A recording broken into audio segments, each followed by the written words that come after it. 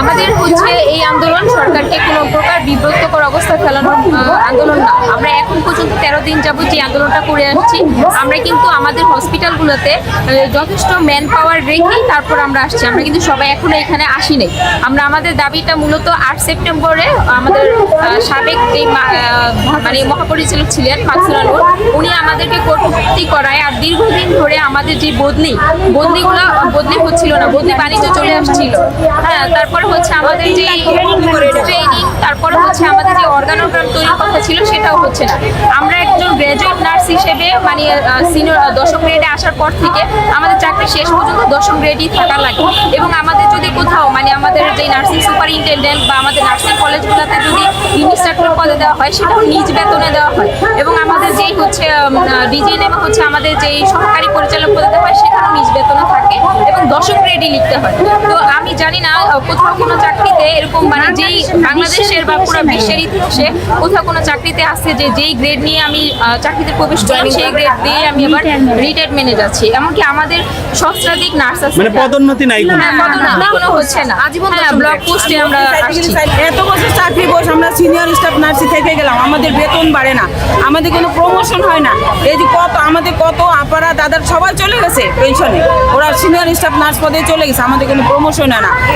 আমরা 2টা time scale পাইছি আমাদের সরকারি চাকরিতে, যেটা হয় 2টা টাইম স্কেল, কিন্তু আর একটা টাইম স্কেল আমরা পাইনি।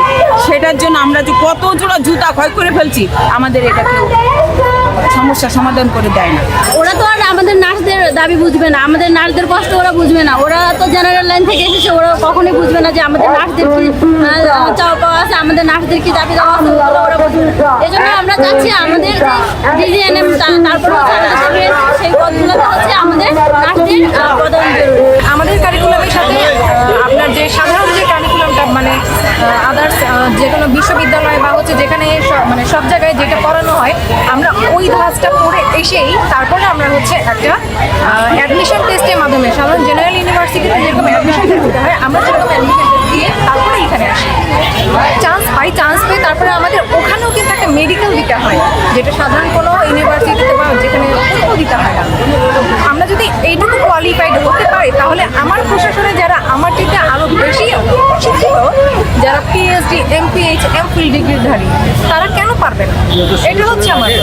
এই স্বাস্থ্য সেক্টরের সবচেয়ে গুরুত্বপূর্ণ পেশা নার্সিং সেক্টরকে একটি বন্দিদশা থাকতে হয় একটা পেশাজীবীর মাধ্যমে। কারণ আমাদের নার্সদের এত রাজনীতির পরিচয় নাই, অবস্থান নাই। বিভিন্ন পেশাজীবী এবং বিভিন্ন ব্যক্তি কর্তৃক এই পেশাকে কুক্ষিগত করে রাখা হয়, বন্দি করে রাখা হয় এবং তাদেরকে শুধু তাদের কাজে, তাদের সেমিনার, মিটিং, মিছিলে ব্যবহার করা হয়। বাস্তবিক অর্থে এই পেশার উন্নয়নে গণতান্ত্রিক সরকারগুলি আসলেই তেমন ভূমিকা রাখা নাই।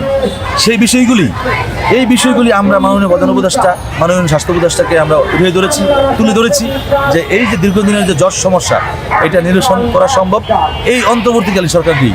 আসলে আমরা এখন